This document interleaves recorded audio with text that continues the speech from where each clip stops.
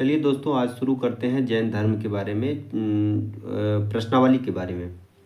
तो इसी प्रकार जैन धर्म के संस्थापक किसे माना जाता है? जानते हैं कि जैन धर्म के प्रथम संस्थापक ऋषभदेव को माना जाता है और जैन धर्म के 24वें तीर्थकर महावीर स्वामी को माना जाता है। जैन धर्म के 23वें तीर्थकर जो है पार्श्वनाथ को माना जाता है। जैन धर्म के 22वें अगर पूछेगा तो अरिष्टनेमी को माना जाएगा। 21वें पूछेगा तो नेमिनाथ को माना जाएगा। तो यहाँ पे आंसर हो जाएगा डी हो जाएगा आंसर। जैन धर्म के संस्थापक ऋषभदेव, जैन धर्म के मूल संस्थापक या प्रवर्तक ऋषभदेव को माना जाता है और 24वें तीर्थकर जो है महावीर स्वामी को माना जाता है। इसके बाद जैन धर्म के प्रथम तीर्थकर कौन है? तो वही ऋषभदेव थे। 22वें पार्श्वनाथ, 23वें पार्श्वनाथ, ठीक है, और 22वें अरिष्टनेमी जो भगवान कृष्ण के निकट संबंधी अरिष्टनेमी को माना जाता है। तो ऑप्शन नंबर क्या हो जाएगा? बी। इसके बाद आगे चलते हैं हम लोग क्वेश्चन में। जैन तीर्थकर पार्श्वनाथ निम्नलिखित में से मुख्यतः किससे संबंधित है?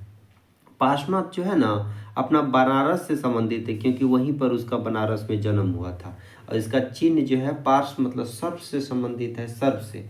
इसके बाद आगे क्वेश्चन है आदिनाथ। आदिनाथ वृषभ से संबंधित है। मल्लीनाथ जलकलश से संबंधित है। पार्श्वनाथ जंतु पार्श्व सर्प से और संभवनाथ अश्व से संबंधित है। तो ऑप्शन नंबर ए हो जाएगा, क्योंकि जानते हैं इसमें से मिलाइए। सी पार्श्वनाथ जो है किससे संबंधित है? सर्प से। तो सी का 3 किस में है? इसमें और इसमें है।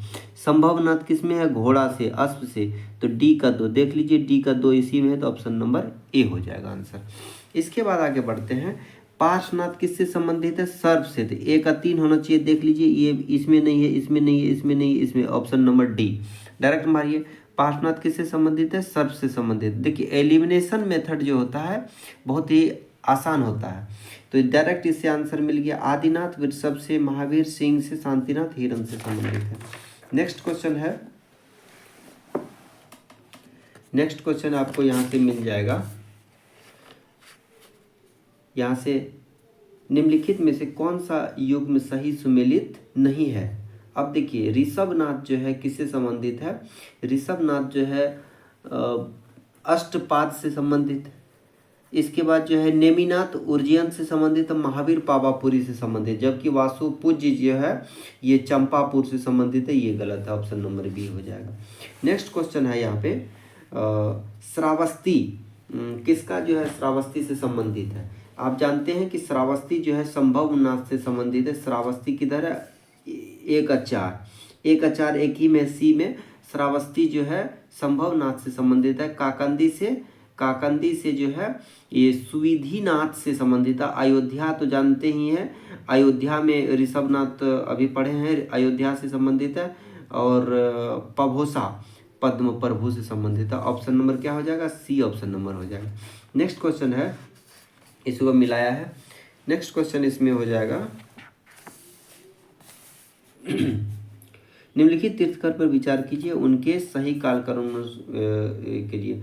सबसे पहले आया था कौन? जैन तीर्थकर जो है सबसे पहले जैन महात्माओं को निग्रंथ कहा गया है। 24 तीर्थकर आया है। पहला तीर्थकर ऋषभदेव, अजितनाथ, संभवनाथ। हम लोग 3 याद करते हैं इधर से या 3 इधर से करते हैं, और लेकिन पूछ लिया है अंदर से। तो यहाँ देखिए ऋषभदेव तो अजितनाथ, संभवनाथ तीसरा, चौथा अभिनंदन है। तो ये हो गया चौथा, अभिनंदन क्या हो गया? चौथा हो गया।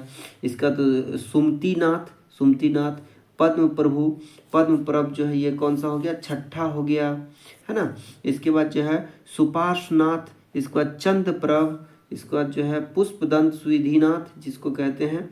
इसके बाद जो है शीतलनाथ, श्रेयांसनाथ, वासुपूज्य, हाँ, विमलनाथ कितना है? 13वां है विमलनाथ। इसके बाद जो है अनंतनाथ, धर्मांत, शांतिनाथ, कुंथुनाथ, अरनाथ, मल्लीनाथ, मणि सुब्रत, हाँ, मणि सुब्रत जो है 20वां है। कौन है? 20वां है। इसके बाद जो है शांतिनाथ हो गया। मणि सुब्रत के बाद जो है नेमिनाथ 21वां याद करिएगा, नेमिनाथ 22वां अरिष्टनेमी याद करिएगा, 23वां पार्श्वनाथ करिएगा, महावीर 24वां करिएगा। इतना ही पूछता है, ये अलग लेवल का क्वेश्चन है इसलिए यहाँ पे दिक्कत हुआ है। इसके बाद आगे बढ़ते हैं हम लोग। महावीर स्वामी का जन्म कहाँ हुआ था? महावीर स्वामी का जन्म कुंड ग्राम वैशाली में हुआ था, ऑप्शन नंबर ए। क्योंकि आप जानते हैं महावीर स्वामी का जो जन्म हुआ था कहाँ हुआ था? कुंड ग्राम वैशाली में हुआ था। महावीर स्वामी का जन्म जो कुंडग्राम या कुंडलपुर वैशाली में हुआ था। इसके पिता का नाम सिद्धार्थ, माता का नाम त्रिशला, पत्नी के नाम यशोदा, बेटी का नाम क्या था? प्रियदर्शनी, और दामाद का नाम जमाली। माता त्रिशला वैशाली लक्ष्मी गणराज की चेटक की बहन थी। उसके पिता सिद्धार्थ। हाँ, ये सब पढ़ा दिए हैं, कोई दिक्कत नहीं है, बोल ही दिया है। इसके बाद आगे बढ़ते हैं हम लोग आगे बढ़ते हैं। यहाँ से है कुंडलपुर। देखिए, कुंड ग्राम वैशाली में महावीर स्वामी का जन्म हुआ था। गौतम बुद्ध का जन्म कब हुआ था? गौतम बुद्ध का जन्म हुआ था लुम्बिनी, नेपाल में जन्म हुआ था। ठीक है। इसका जैन धर्म के प्रवर्तक महावीर जी का मोक्ष स्थान कहाँ स्थित है? तो आप जानते हैं मोक्ष मतलब मृत्यु कहाँ हुआ था? पावापुरी। कहाँ हुआ था? पावापुरी। जैन धर्म के प्रवर्तक स्वामी का मोक्ष स्थान कहाँ हुआ था? पावापुरी में स्थित है। बिहार राज्य के नालंदा जिले में स्थित पावापुरी जैनियों के एक प्रमुख तीर्थ स्थल है। भगवान महावीर 527 ईसा पूर्व में 72 वर्ष की आयु में पावापुरी में अपना शरीर त्याग दिए थे, और 570 में, है ना। इसका जन्म कब हुआ था? कहीं कहीं जन्म जो है बताया जाता है 463 में, है ना, ईसा पूर्व में। और महात्मा बुद्ध की मृत्यु कहाँ, जन्म का 599 में हुआ था, याद रखिए ये चीज़। महावीर जैन की मृत्यु निम्नलिखित में से किस नगर में हुई थी? जैन की पावापुरी में हुई थी। और इसकी ये जो है जन्म कहाँ हुआ था? तो जन्म आप जानते कुंडग्राम वैशाली में हुआ था। ठीक है। वर्धमान महावीर के संबंध में क्या सही है? महावीर 24वें तीर्थकर थे, ये सही है ना। इसके बाद जो उनकी माता का नाम लक्ष्मी राजा चेटक की बहन थी, भी बात सही है। उन्होंने अपने जीवन काल में विवाह नहीं किया, ये बात गलत है, क्योंकि विवाह, इसकी पत्नी का नाम क्या था? यशोदा। ठीक है। इसके बाद उन्होंने 27 ईसा पूर्व में पटना के नज़दीक पावापुरी में देह त्याग किया था, ये भी बात सही है। इसके बाद जो है तीर्थकर शब्द संबंधित है किससे? तीर्थकर शब्द जो है जैन तीर्थकर, तीर्थकर जैन से संबंधित है, ऑप्शन नंबर डी हो जाएगा। नेक्स्ट क्वेश्चन है यहाँ पे, तीर्थकर शब्द जैन से संबंधित है। जैन धर्म में 24 तीर्थकर हुए, कोई दिक्कत नहीं है। जैन तीर्थकरों के क्रम में अंतिम कौन था? अंतिम महावीर था, क्योंकि 24वें तीर्थकर था। यहाँ से लिखिएगा 24वें ये था। पार्श्वनाथ कितना? 23वां था। ऋषभदेव पहला था। मणि सुब्रत कितना था? मणि सुब्रत जो है ये 20वां था शायद। हाँ, मणि सुब्रत यहाँ तो पढ़े थे, मुनि सुब्रत जो है 20वां था। इसके बाद जो है निम्नलिखित में से कौन एक जैन तीर्थकर नहीं है? तो नेमिनाथ थे, संभवनाथ थे, चंद्र प्रभु थे, नाथ मुनि ऐसे नहीं थे, ऑप्शन नंबर बी हो जाएगा। प्रभासगिरी जिसका तीर्थ स्थल है वे क्या है? प्रभासगिरी किसका तीर्थ स्थल है? जैन का तीर्थ स्थल है। किसका है? जैन का। प्रभासगिरी जो उत्तर प्रदेश के कौशाम्बी में स्थित है, जैन तीर्थकर स्थित है। कौशाम्बी का प्रभासगिरी स्थल 6वें जैन तीर्थकर पद्मप्रभ से संबंधित है। इसके बाद जैन धर्म में पूर्ण ज्ञान के लिए केवल शब्द का प्रयोग किया गया है। महावीर स्वामी 12 वर्ष की कठोर तपस्या के बाद किस जगह? जिरिम्भिक ग्राम के समय किस नदी किनारे? रिजुपालिका नदी किनारे। हाँ, एक वृक्ष था, वो कौन सा वृक्ष था? साल का वृक्ष था। ठीक है। उस वृक्ष के किनारे इसको पूर्ण ज्ञान की प्राप्ति अर्थात केवल की प्राप्ति है, अर्थात इसको इसके बाद जो है निग्रंथ कहलाया, जीन विजेता भी कहलाया इन्होंने। महावीर स्वामी को किस नदी के तट पर ज्ञानोदय प्राप्त हुआ था? तो रिजुपालिका नदी के किनारे ये हुआ था। ठीक है, याद रखिएगा। किस वृक्ष के नीचे? तो कहिएगा साल वृक्ष के नीचे। ठीक है। इसके बाद त्रिरत्न सिद्धांत, सम्यक धारण, सम्यक चरित्र, सम्यक ज्ञान, जिस धर्म की महिमा है वह किस धर्म से संबंधित है? तो त्रिरत्न जो है, सिद्धांत जो दिया था वो जैन धर्म दे दिया था। कौन दिया था? जैन धर्म का दिया था। जैन धर्म मोक्ष के लिए 3 आवश्यक साधन बताए गए हैं: सम्यक धारण, सम्यक चरित्र, सम्यक ज्ञान। 3 जैन धर्म से त्रिरत्न की संज्ञा दिया गया। त्रिरत्न या 3 रत्न जैसे सटीक ज्ञान, सच्ची आस्था, सटीक क्रिया निम्नलिखित में से जैन धर्म से, ऑप्शन नंबर सी हो जाएगा। नेक्स्ट है कौन सा दर्शन त्रिरत्न को मानता है? जैन दर्शन जो है त्रिरत्न को मानता है, क्योंकि जैन धर्म से संबंधित मोक्ष के लिए 3 साधन आवश्यक बताए हैं: सम्यक दर्शन, सम्यक ज्ञान, सम्यक चरित्र। इसके बाद इन तीनों को जैन धर्म में त्रिरत्न की संज्ञा दिया गया है। बुद्ध, धम्म, संघ ये बौद्ध धर्म में त्रिरत्न माने गए हैं। छत्तीसगढ़ लोकसभा आयोग ने इस प्रश्न को बाहर रखा, अर्थात अगर पूछेगा त्रिरत्न बारे सम्यक ज्ञान, सम्यक आचरण, सम्यक आस्था, तो सीधी सी बात पर जैन धर्म में कहेगा। बुद्धम अगर पूछेगा, बुद्ध, धम्म और संघ पूछेगा तो बौद्ध धर्म से हो जाएगा। इसके बाद अनुव्रत सिद्धांत का प्रतिपादन। अनुव्रत सिद्धांत का प्रतिपादन किया था किसने? जैन धर्म ने अनुव्रत सिद्धांत का प्रतिपादन किया था। इसके बाद जैन धर्म में 5 महाव्रत अहिंसा, सत्य, ब्रह्मचर्य, अस्तेय एवं परिग्रह की व्यवस्था किया गया है। 5 महाव्रत कौन कौन सा? अहिंसा, सत्य, अस्तेय और अपरिग्रह। ये जो 4 है ये पार्श्वनाथ के 23वें तीर्थकर जो थे, कौन थे?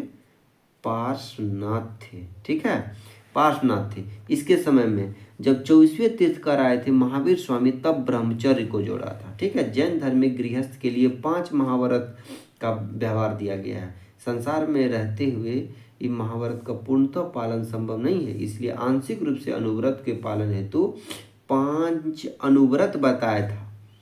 ठीक है, अहिंसा अनुव्रत, सत्य अनुव्रत, अस्तेय अनुव्रत, ब्रह्मचर्य अनुव्रत, अपरिग्रह अनुव्रत, ये सब बताया गया था। नेक्स्ट आगे बढ़ते हैं हम लोग।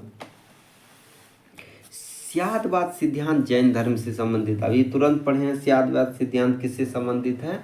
तो जैन धर्म से संबंधित है, सी नंबर ऑप्शन हो जाएगा। ठीक है, इसके बाद जैन धर्म 24वें तीर्थकर आपको पढ़ाए हैं, 23वें पार्श्वनाथ पढ़ाए हैं, 22वें अरिष्टनेमी पढ़ाए हैं और 21वें नेमिनाथ पढ़ाए हैं। ठीक है, ये सबको देखिए। स्यादवाद जैन धर्म से संबंधित है, तो ऑप्शन नंबर बी।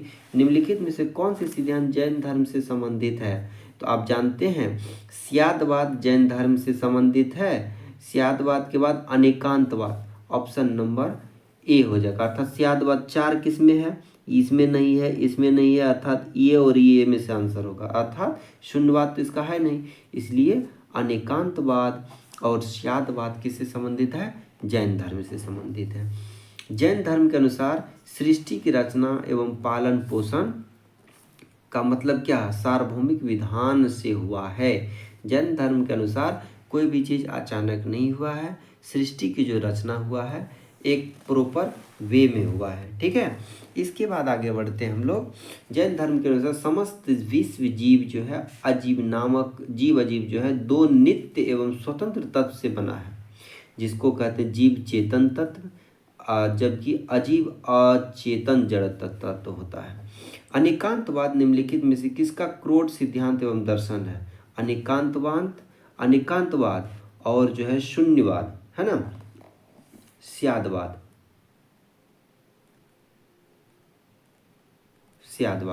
ये दोनों जो है किससे संबंधित है? जैन धर्म से संबंधित। इसके बाद जैन धर्म के संबंध में निम्नलिखित कथन पर विचार कीजिए। कह रहा है कि जैन दर्शन 2 मुख्य सिद्धांत के इर्द गिर्द घूमता है, अर्थात अनेकांतवाद और स्यादवाद। बात सही है। जैन धर्म किससे संबंधित है? वो 2 ही मुख्य सिद्धांत से। इसके बाद अनेकांतवाद के अनुसार प्रत्येक प्राणी के कई गुण होते हैं। अनेक मतलब अनेक गुण होते हैं, मतलब कई गुण होते हैं। वह अस्थायी गुण जो किसी वस्तु की प्रकृति का निर्माण करता है वह गुण कहलाता है अस्थायी। अनेकांतवाद, हाँ, अस्थायी गुण। समझ गए? ये वाला ऑप्शन नंबर ए और 2 दोनों सही है, तो ऑप्शन नंबर सी हो जाएगा।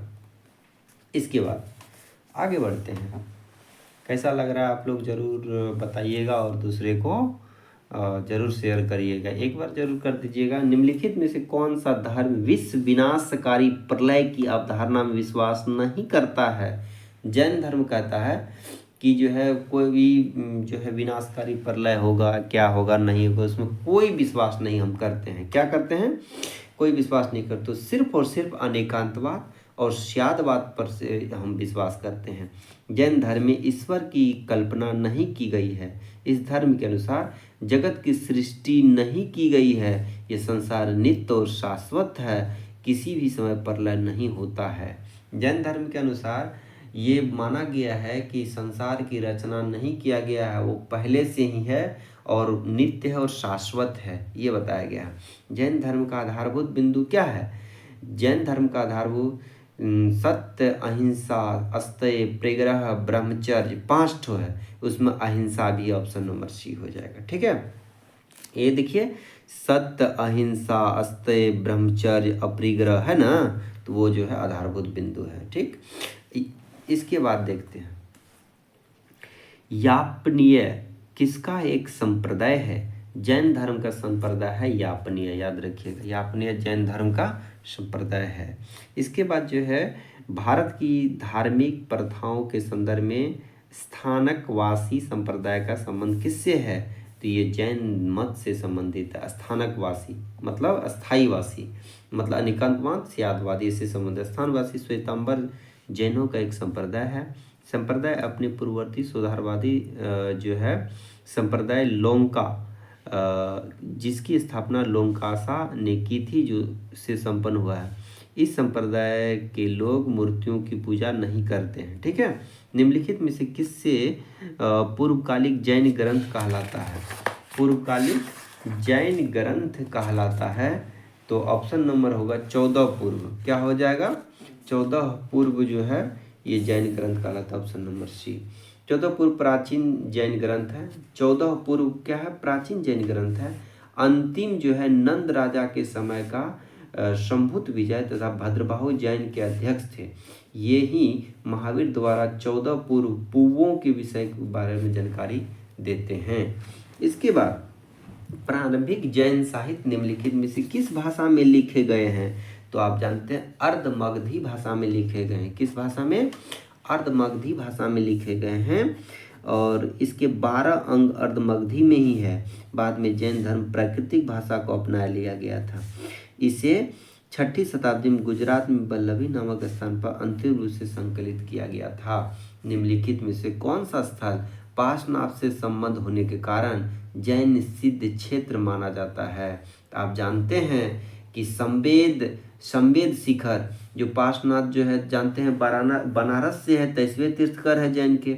वाराणसी से महावीर स्वामी के 250 वर्ष बाद पहले हुआ था। काशी के शासक इक्ष्वाकु वंशी अश्वसेन उनके पिता थे। पार्श्वनाथ के पिता कौन थे? इक्ष्वाकु वंश का अश्वसेन थे। ठीक, इसलिए उसका जो है चिन्ह होता है, उस सर्प होता है ना। इसके बाद जो है महारानी वामा उनकी माता। 30 वर्ष की आयु के बाद उन्होंने गृह त्याग कर जीवन वैराग्य अपना लिया था और इसके बाद जो है निकट आश्रम पद में समाधि होकर के कठिन तपस्या के उपरांत 84वें दिन ज्ञान की प्राप्ति हुआ थी। याद रखिएगा कितने कईवां दिन? 84वें दिन उसको ज्ञान की प्राप्ति हुई थी और उस शिखर को संवेद शिखर कहते, संवेद पर्वत। निम्नलिखित में से क्या है? निम्नलिखित में से कौन सा आरंभिक जैन साहित्य का भाग नहीं है? तो आप जानते हैं जैन साहित्य का थेरी गाथा बौद्ध धर्म से है। सूत्र कीर्तांक, आचरांग सूत्र, बृहत कल्प सूत्र ये है। थेरी गाथा बौद्ध साहित्य है। क्या है? बौद्ध साहित्य है। ये सभी जो है जैन साहित्य है। इसके बाद आगे बढ़ते हैं हम लोग।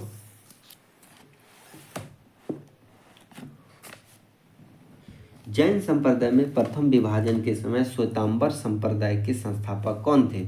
2 संप्रदाय में बट गया था, श्वेतांबर और दिगंबर में। तो जानते हैं श्वेतांबर जो श्वेत वस्त्र धारण करता था उसको स्थूलभद्र थे। मौर्य काल के समय में मगध के अत्यंत भीषण दुर्भिक्ष अकाल के कारण मगध में वहाँ रहने वाले जैन साधु भद्रबाहु अपने अनुयायियों को लेकर दक्षिण भारत चला गया था। अकाल समाप्त होते ही भद्रबाहु अपने अनुयायियों के साथ वहां लौटा, किंतु जैन संघ में नियमों को लेकर भद्रबाहु और स्थूलभद्र के बीच मतभेद हो गया था। यानी जैन धर्म 2 भाग में बटा, एक श्वेतांबर एक दिगंबर। श्वेतांबर जो श्वेत वस्त्र धारण करते हैं उसके जो संस्थापक हो गए स्थूलभद्र। जो नागा बाबा रहते थे उसका जो है भद्रबाहु हो गए थे। स्थूलभद्र अकाल के समय मगध में ही रहे और उनके अनुयायी भी वहीं थे। उन्होंने अपने अनुयायी को सफ़ेद वस्त्र धारण करने के लिए निर्देश दिए, किंतु भद्रबाहु निर्वस्त्र रहने के लिए अनुरोध दिए। अर्थात जैन गुरु या जैन साधु ही दिगंबर होते हैं, क्योंकि वो नागा बाबा कहलाते हैं। ठीक है। इसके बाद भगवान महावीर का प्रथम शिष्य कौन था? तो वही उसका दामाद जमाली, जो इसकी प्रियदर्शना का पति था, है ना। 599 में जन्म हुआ। हाँ, इसके बाद जो है उसकी पत्नी यशोदा था और उनकी प्रियदर्शन नामक पुत्री उत्पन्न हुई थी। चलिए, ये बात तो सब समझते हैं। महावीर का प्रथम अनुयायी कौन था? तो उसी का जमाली था। ठीक है। किस जैन सभा में अंतिम रूप से श्वेतांबर आगम का संपादन हुआ था? तो जानते हैं पाटलिपुत्र में 4 ठो, रा वे पाकु 3 ठो हुआ था। तो पाटलिपुत्र में श्वेतांबर का आगम संपादन हुआ था।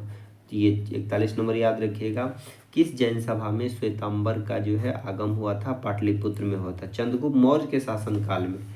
चंद्रगुप्त मौर्य के शासनकाल में। ठीक है। और प्रथम जैन संहिता का आयोजन किया गया, जिसमें श्वेतांबर आगम का संपादन किया गया।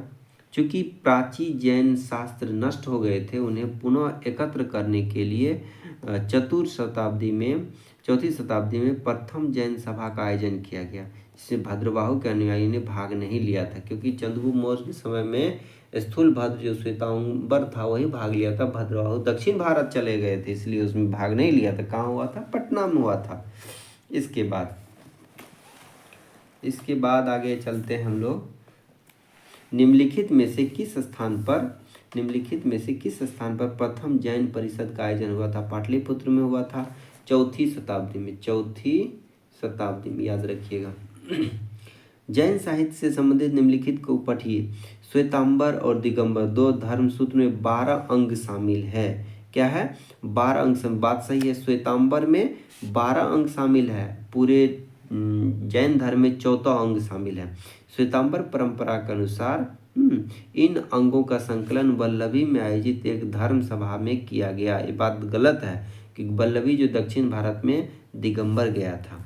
इसमें श्वेतांबर जो है जैन संहिता में 310 ईसा पूर्व में पाटलिपुत्र में हुआ था। 12 अंग संकलन किया गया। दिगंबरों का मानना था कि महावीर की शिक्षा 12 अंग का ज्ञान लुप्त हो चुका है, इन सभी भाग नहीं लिया था। अतः कथन 1 और 2 गलत, 1 सत्य है 2 गलत है।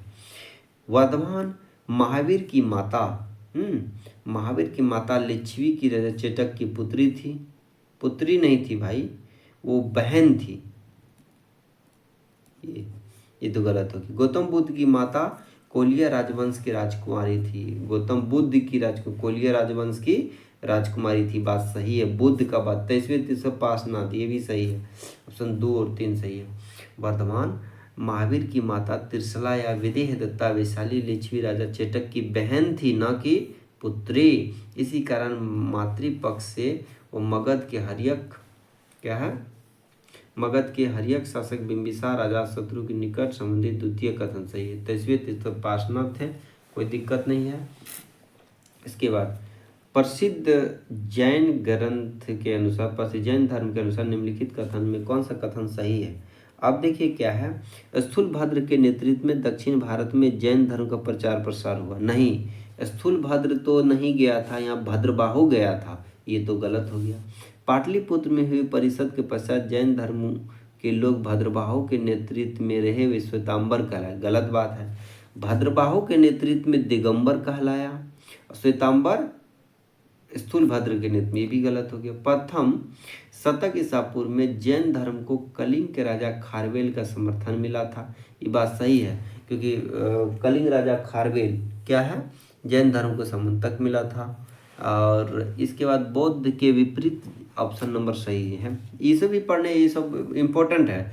बौद्ध के विपरीत जैन धर्म की प्रारंभिक व्यवस्था में जैन धर्म के लोग चित्रों की पूजा करते थे। गलत बात है। जैन धर्म के लोग चित्र पूजा नहीं करते थे। ठीक है। इसके बाद निम्नलिखित में से कौन सा कथन जो है के सिद्धांत अनुरूप है? कर्म को विनिष्ट करने का सुनिश्चित मार्ग तपश्चर्या है। ये बात सही है। प्रत्येक वस्तु में, चाहे वह सूक्ष्मतम कण हो, आत्मा होती। बात सही है। कर्म आत्मा का विनाशक है और अवश्य इसका अंत करना चाहिए। ये जो है तीनों सही है। ये जैन सिद्धांत बताता है कि कर्म ऐसा है कि आत्मा को विनाश करता था, इसको खत्म कर दो। कर्म का कोई मतलब नहीं है, आत्मा सूक्ष्मतम होती है, ये बात सही है। इसके बाद जैन सिद्धांत के अनुसार सृष्टि के कण कण में जीवों का वास है। जैन के सिद्धांत में सृष्टि के जितने भी कण है उसमें सभी जीव का वास है। इस सिद्धांत में कर्म के बंधन का कारण तथा सूक्ष्मतम भूतत्व माना गया है, जो जीव में प्रवेश कर उसे नीचे संसार की ओर खींच लाता है। जब कर्म का जीव की ओर प्रवाह रुक जाता है तब वह अवस्था को संवर कहते हैं, तथा जब जीव में पूर्व मौजूद कर्मों का विनाश होने लगता है तो इस अवस्था को निर्जरा कहते हैं। जैनियों का विश्वास है कि प्रत्येक जीव अपने पूर्व संचित कर्मों के अनुसार ही शरीर धारण करता है। जब जीव से कर्म का अवशेष बिल्कुल समाप्त हो जाता है तो उस स्थिति में जैन धर्म में मोक्ष कहते हैं। जैन धर्म में मोक्ष के लिए 3 आवश्यक साधन बताए हैं। जैन धर्म में क्या क्या? सम्यक दर्शन, सम्यक ज्ञान, सम्यक चरित्र बताया गया है। ठीक है। महावीर ने मोक्ष के लिए कठोर तपश्चर्या या काया क्लेश पर भी बल दिया है। मोक्ष के पश्चात जीव आवागमन को चक्र से छुटकारा पा जाता है तथा वह अनंत चतुष्ट है, अनंत ज्ञान, दर्शन, वीर्य, अनंत सुख प्राप्त कर लेता है। समाधि मरण किस दर्शन से संबंधित है? जैन धर्म से संबंधित है। अर्थात जैन धर्म में कठोर तपस्या के बारे में वर्णन किया गया। अर्थात कठोर तपस्या मतलब समाधि लेना। संलेखना विधि समाधि मरण संस्कार अंतिम समय में मृत्यु निकट जन स्वेच्छा से अपनाई जाने वाली एक जैन प्रथा है। अर्थात मतलब कह रहा है कि तपस्या, जो कठिन तपस्या अपनी पूजा में बताया गया है, अगर वो मरना चाहता है तो संलेखना विधि से मरेगा, है ना। व्यक्ति को लगने लगता है कि वह मृत्यु के करीब है तो वह खुद खाना पीना त्याग दे, जिसे दिगंबर जैन शास्त्र के अनुसार समाधि मरण या संलेखना कहा जाता है। ठीक है। श्वेतांबर साधन पद्धति में इसे संथरा कहा जाता है। श्वेतांबर जैन शब्द में अगर कोई व्यक्ति को लगता है कि हम मर जाएंगे तो खाना पीना त्याग दें, तो श्वेतांबर वाला कहता है इसको संथरा, और दिगंबर वाला कहता है कि समाधि मरण कहता है। निम्नलिखित में से कथनों पर विचार कीजिएगा। दक्षिण भारत के इक्ष्वाकु शासक बौद्ध मत के क्या थे? विरोधात्मक थे? नहीं, ये समर्थक थे इक्ष्वाकु राजा, क्योंकि उसकी बहन थी ना, उसकी पत्नी जो है उसकी बहन थी इक्ष्वाकु राजा के। पूर्वी भारत के पाल शासक बौद्ध मत के समर्थक थी। बात सही है, क्योंकि पाल शासक जो है बौद्ध मत के समर्थक थे। ऑप्शन नंबर हो जाएगा केवल और केवल 2 अर्थात बी। इसके बाद यहाँ आजीवक संप्रदाय के संस्थापक मखलीपुत्र गोसाल किधर है? ऑप्शन नंबर सी हो जाएगा, मखलीपुत्र गोसाल हो जाएगा। ठीक है। इसके बाद आंसर है इधर, देख लीजिए। मखलीपुत्र गोसाल महावीर के शिष्य थे, किंतु बाद में मतभेद के चलते वो बाद में अलग हो गए। ठीक है। निम्नलिखित में किसने प्रतिपादित किया कि भाग ही सब कुछ निर्धारित करता है, मनुष्य असमर्थ होता है? आजीवक संप्रदाय ही कहा था कि सिर्फ और सिर्फ भाग कार्य करता है, मनुष्य कुछ नहीं कर सकता है। संप्रदाय जो नियति की अटलता में विश्वास करता था उसको आजीवक संप्रदाय कहते हैं। मतलब संप्रदाय जो नियति की अटलता में, नियत जो जैसा भी होगा वैसा ही काम होगा, अर्थात वो लिखा हुआ है पहले से। ठीक है। आत्मा केवल जंतु और पादप जीवन की संपदा नहीं है। आत्मा केवल जंतु और पादप जीवन की संपदा नहीं है, बल्कि शिलाओं, प्रवाहित जलधाराओं और अन्य अनेक प्राकृतिक वस्तुओं की भी है, जिन्हें अन्य धार्मिक संप्रदाय जीवित नहीं मानते। उपयुक्त कथन पर विचार, ये है जैन परंपरा, कोई दिक्कत नहीं है इसमें।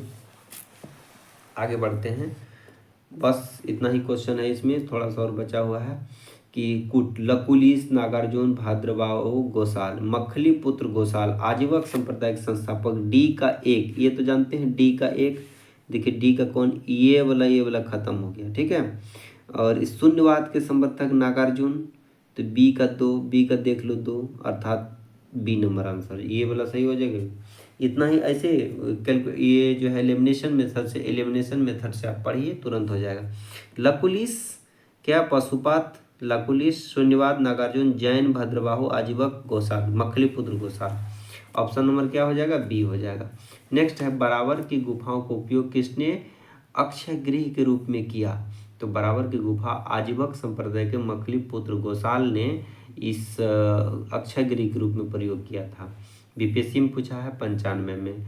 मौर्य युग में गुफाओं को काटकर निवास स्थान बनाने की कला का पूर्ण विकास हुआ। अशोक तथा उसके पुत्र दशरथ के समय में बराबर तथा नागार्जुन पहाड़ी को काटकर आजीवक संप्रदाय के अनुयायी के लिए आश्रय गृह बनाया था। ठीक है, किसके समय में? दशरथ के समय में। उत्तर प्रदेश में बौद्ध एवं जैन दोनों के लिए प्रसिद्ध तीर्थस्थली कौन सा है? तो कौशाम्बी। बौद्ध और जैन का जो उत्तर प्रदेश में कोई एक जगह है उसका नाम है कौशाम्बी। लेकिन कुशीनगर उत्तर प्रदेश में बौद्ध महात्मा बुद्ध की मृत्यु हुई थी। बुद्ध की जन्म लुम्बिनी नेपाल में हुआ था। बुद्ध ने प्रथम उपदेश सारनाथ में दिया था, सर्वाधिक जो है श्रावस्ती में दिया था। ये सब बात याद रखिएगा सब लोग। इसके बाद निम्नलिखित में से जो है कौन सा कथन सही नहीं है?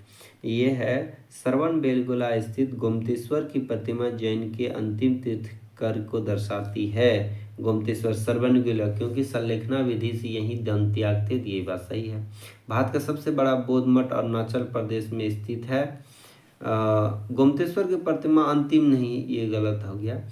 सबसे बड़ा बौद्ध मठ अरुणाचल प्रदेश में है। खजुराहो मंदिर चंदेल शासक द्वारा बनाया गया। होयसल मंदिर द्वार समुद्रम शिव को समर्पित, ये बात सही है।